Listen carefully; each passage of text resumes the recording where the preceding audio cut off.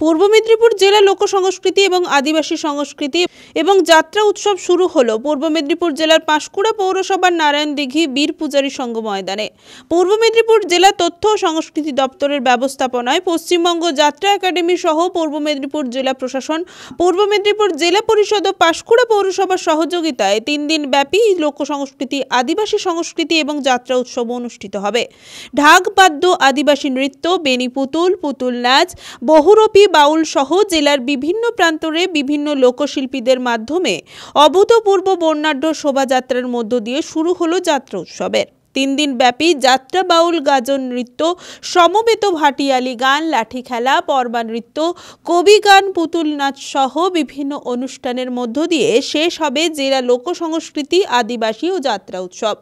উদ্বোধন অনুষ্ঠানে উপস্থিত ছিলেন প্রাক্তন মন্ত্রী তথা বর্তমান বিধায়ক ডক্টর সৌমেন কুমার মহাপাত্র, অতিরিক্ত জেলাশাসক সৌভিক চট্টোপাধ্যায়, পাঁশকুড়া 1 সমষ্টি উন্নয়ন আধিকারিক অমিত কুমার মণ্ডল সহ অন্যান্যরা।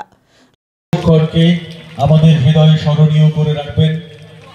সকলকে অনুরোধ করব করতালি দিয়ে আজকের এই শুভক্ষণকে আরো শুভ করে তোলার জন্য। আজকের এই বিশেষ উদ্বোধনী অনুষ্ঠানে